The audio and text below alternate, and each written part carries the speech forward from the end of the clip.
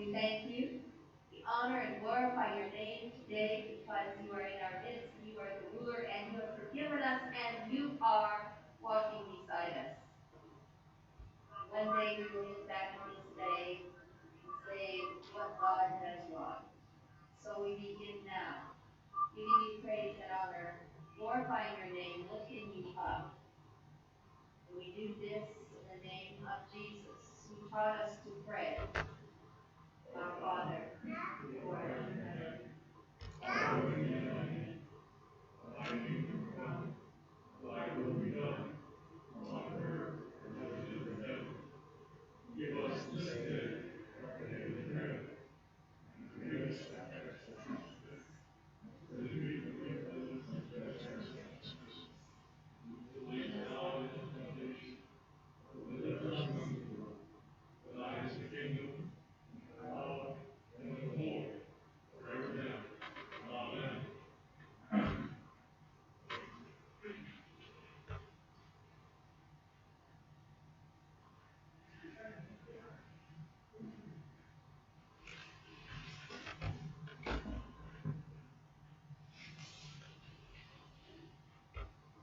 Good morning. The scripture reading today is from Matthew 11:25 through 30. At that time, Jesus said, I thank you, Father, Lord of heaven and earth, because you have hidden these things from the wise and the intelligent and have revealed them to infants. Yes, Father, for such was your gracious will. All things have been handed over to me by my Father, and no one knows the Son except the Father, and no one knows the Father except the Son, and anyone to whom the Son chooses to reveal him. Come to me, all you that are weary and are carrying heavy burdens, and I will give you rest. Take my yoke upon you, and learn from me, for I am gentle and humble in heart, and you will find rest for your souls. For my yoke is easy and my burden is light.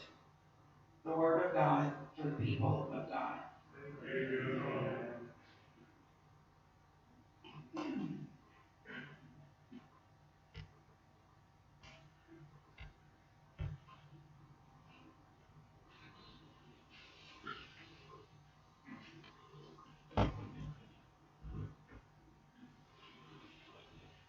Since COVID-19 forced me to go to Windows 10 at the beginning of our COVID-19 season, I floundered for several days in its use. Adjustments had to be made within Windows 10, in other applications on my computer, and in connections to my printer. In fact, had I been smart as the kids are, I would have made those adjustments as a matter of course during my first week of use, going happily along my way. But I'm not smart like the kids are. So I called on a smart young man to help me. He's the one I called on to load Windows 10, and he graciously answers my many questions about information technology. I call him my guru.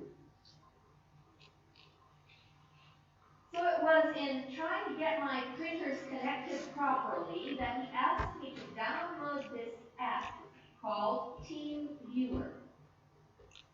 I did so, and a notepad popped up on which he typed a message to me, and I typed a message back. He would say, now I'm going to do such and such. Do I have your permission?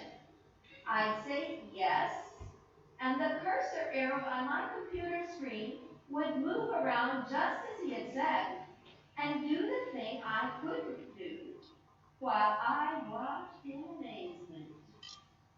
Then we typed some more, and I used my mouse, and the cursor arrow moved around just as I meant it to. I figured out I could take the control away from him, and he graciously waited until I was finished and let him have it back. Our reading for today is one of the most beloved It has inspired more paintings and windows, more music and poetry than can be counted. It has been embellished and framed, carried and worn in numerous ways. Jesus said, "Come to me, all you that are weary and carrying heavy burdens. I will give you rest. Take my yoke upon you and learn from me, for I am gentle and humble in heart, and you will find rest for your souls. For my yoke is easy and my burden is light." Now, this yoke is not spelled like the yolk of an egg. This yoke is something like a double neck brace. So two animals can work together to pull a heavy load, something like the app called TeamViewer. This is what Jesus offers you and me. You see, there's a lot of work to do, and Jesus wants to carry the bigger part while we watch and learn how to act. He says, "My yoke is easy." That means kind. It doesn't rub the wrong way. It doesn't crowd your space. It doesn't cramp your identity. Come, take it up. The amount of work that has to be done has actually to do with that final promise of finding rest for your souls. The first listeners to Jesus here might have heard an echo of Jeremiah 6:16, the invitation from God to walk in the good way. Stand at the crossroads and look. Ask for the ancient paths where the good way lies, and walk in it, and find rest for your soul. I think they would have recalled the context of Jeremiah 6 to hear that the rest they need is from oppression within, violence and destruction all around, sickness and wounds in the land. The rest they need is from bully and superiority thinking in their own hearts and among their own people in their own land. Furthermore, they have minimized the scriptures. The record stands. The word of the Lord is to them an object of scorn. They take no pleasure in it. This echo from Jeremiah 6 supports Jesus' other words for why this yoke is easy. He said, "It's because I am gentle and humble in heart." This is what we will learn from him when we link up with him. Our one work that the yoke helps us do is internal work, recognizing our lack, our need, our sin. Jesus' gentleness and humility was not like the Messiah they expected. The Messiah they expected allowed for expressions of superiority, disdain, jealousy, envy, power, positioning, meanness, bullying, brutality, and even violence.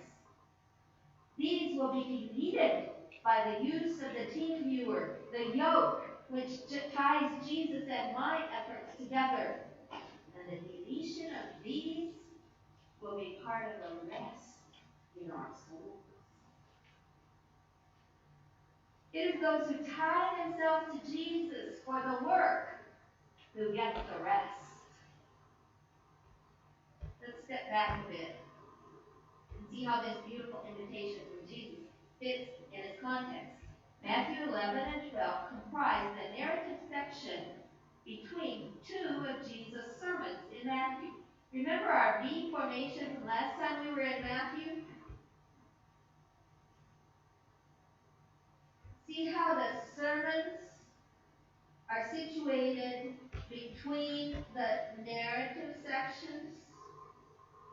We looked at the second sermon last time, and next week we'll look at the third sermon.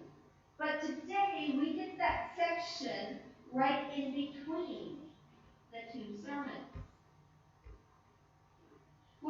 about halfway to the apex on the first leg.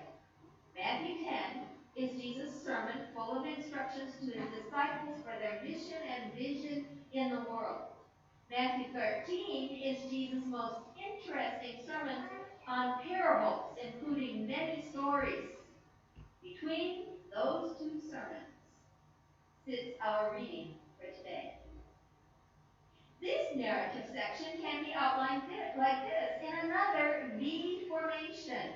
Whoops. It didn't look so good as it did on my computer at home. But let's walk through it a little bit. We'll come back to it a bit later, but it says John didn't get it. That's in the first part. The game players didn't get it. 3 Galilean cities didn't get it. But our reading today says whoever gets it gets rest. And then the section goes on to show how the religious leaders didn't get it. They didn't get rest either. And the Gentiles will get it. Well, the devils get it. And Jesus goes on to say the disciples, people standing around him, get it. So, our reading for today actually sits at the apex of this narrative section. Yes, I think the lectionary sort of automatically picks the key passages in a section. The keys this time and last time, we've had the apex of the V formation, the crux of the pattern, the keystone of the arch. You can tell the stories are built on a pattern of who gets it and who doesn't get it. John the Baptist had to ask Jesus if he was the one. The game players who were told in the streets didn't get it. The 3 cities blessed by mighty works didn't respond well.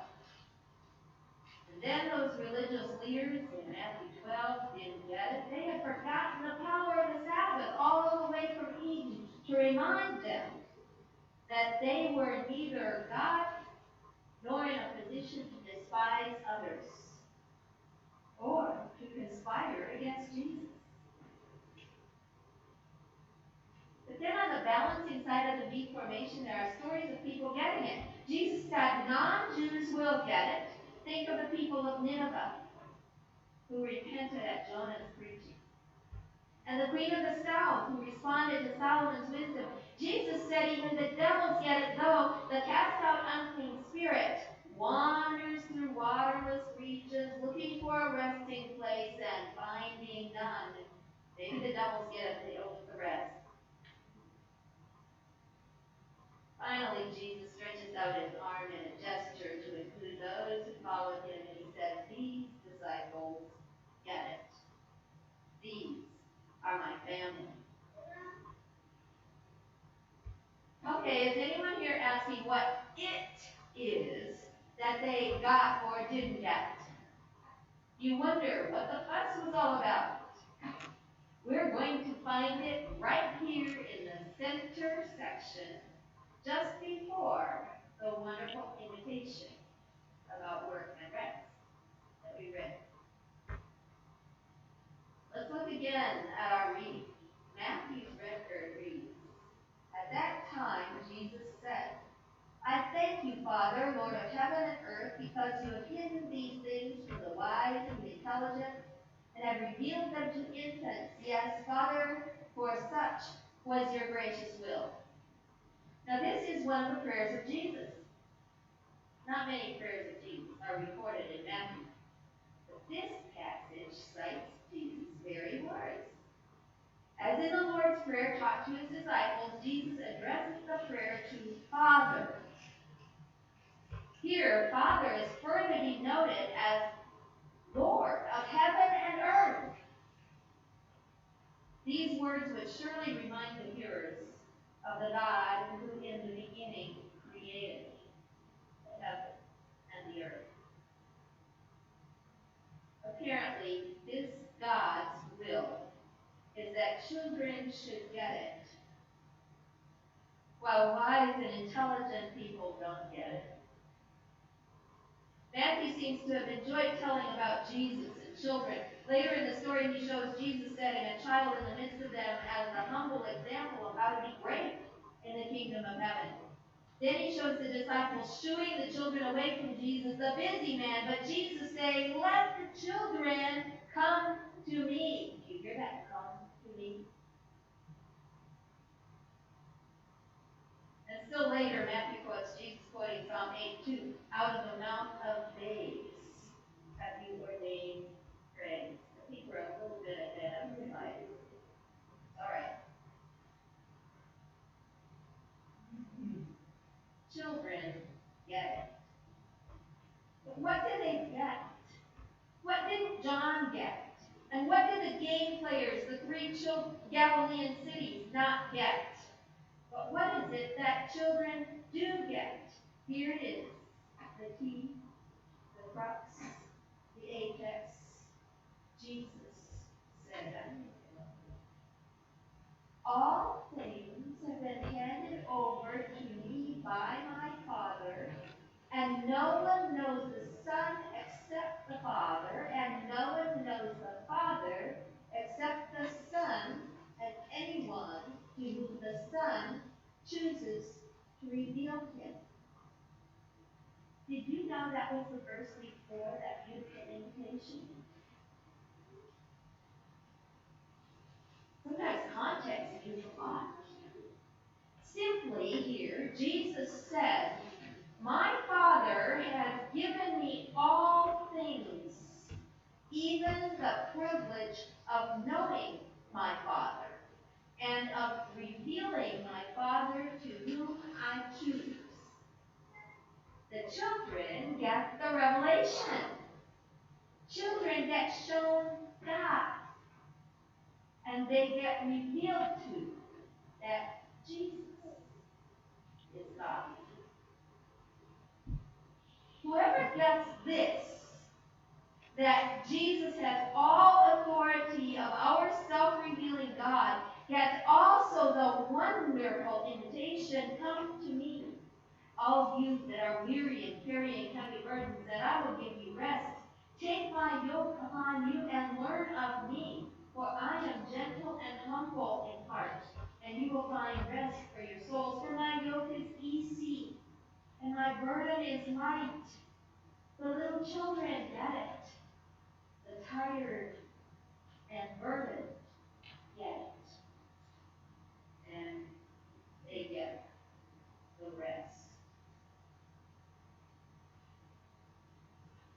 Once we get the revelation of Jesus in our lives, and once we get the rest that this brings to us, then the creativity bursts forth. We start thinking of who needs the revelation of Jesus that we have to give. We start planting seeds of thought wherever we think someone might receive them. We watch ideas grow. Maybe there's a lot of work to make a creative church. But Jesus is there pulling next to us. Our use of the yoke transfers all the hard pulling onto Jesus. And the yoke is not troublesome or unkind. Next week, we will go into Matthew 13, the center sermon of the book. There we will encounter many ideas of planting seeds and watching them grow. Be sure to come back for those treasures. Jesus, pulling next to us, gives us rest from all things like superiority, disdain, jealousy, envy, power positioning, meanness, bullying, brutality, and violence. Whether these show up as racism, genderism, ableism, or any other ism. Jesus, pulling next to us, reveals himself to us in all his kindness, gentleness, and humility. And then he reveals to us creative ways to do church and to reveal him to others. And he always pulls alongside us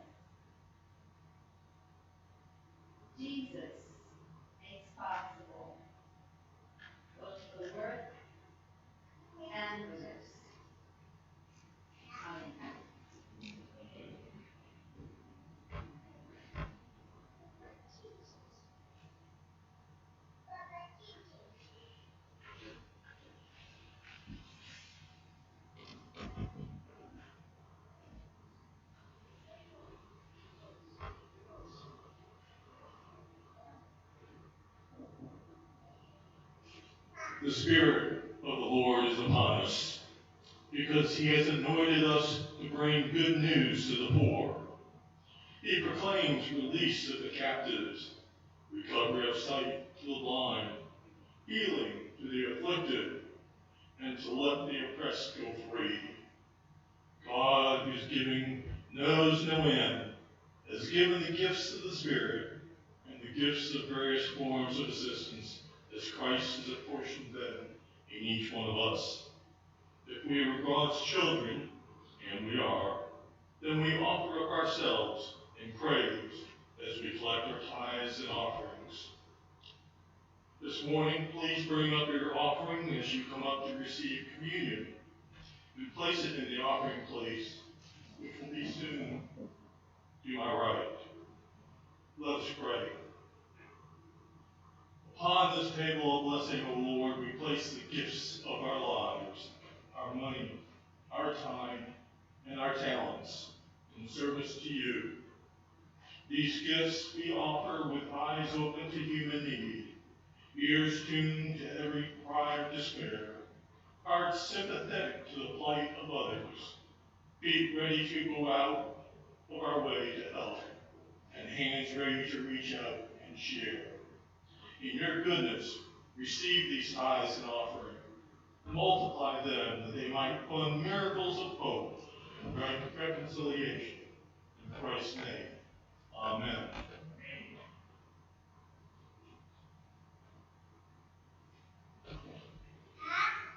Now I'm going to talk to those at home.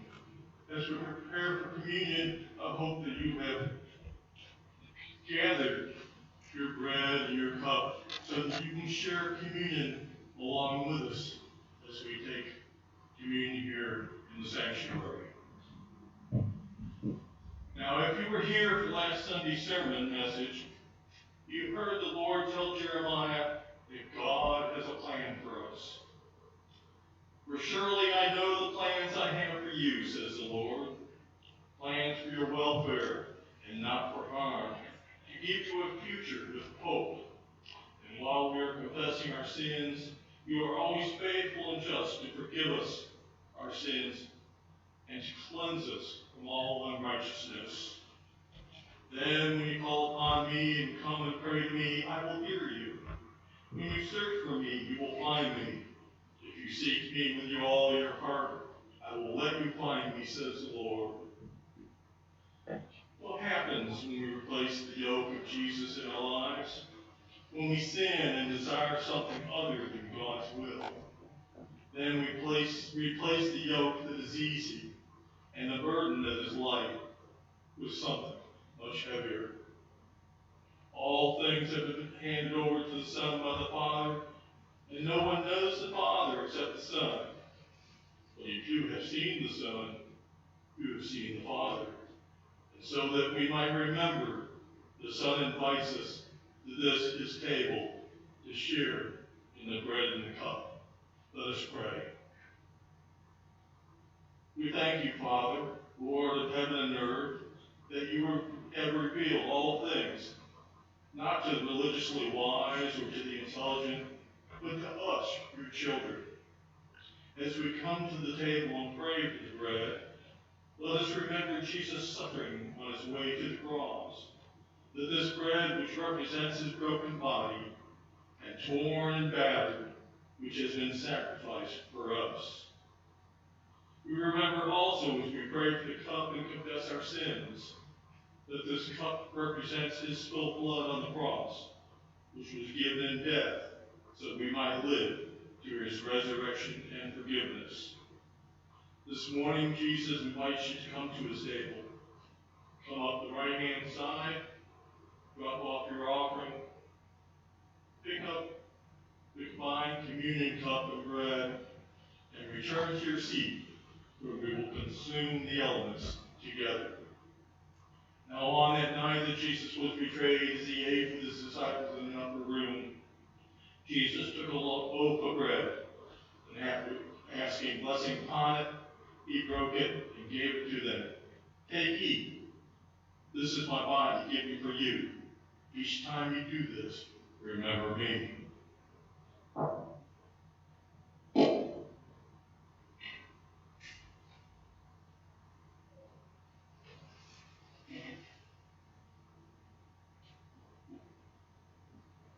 When you return to your seat with the divine communion cup and bread, carefully take the plastic cover off the top and eat the bread. And on that same night, Jesus took also the cup, asked blessings upon it, and passed it to his disciples, saying, "Drink this cup poured out for you. This cup is God's promise for forgiveness and reconciliation. Do this also in remembrance of me." After taking the bread, carefully take the cardboard tab and remove the covering to the cup of juice. And then repeat the words, "This I do in remembrance of him."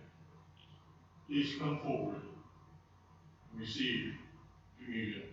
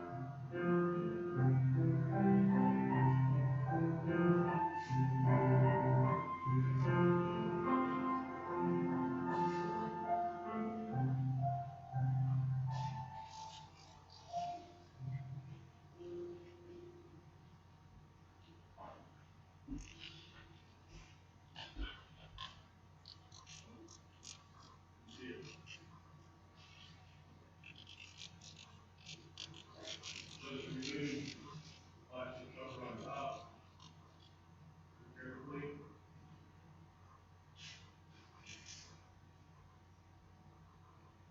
Take eat the bread.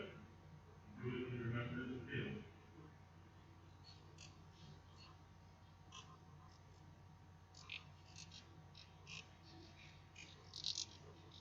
Now pull the cardboard tab and open the cup partially fully. And as you drink it, say those words, "This I do in remembrance of him."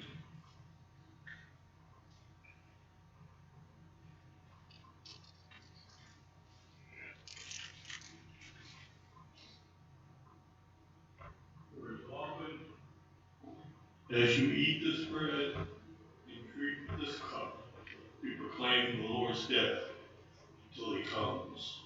Amen.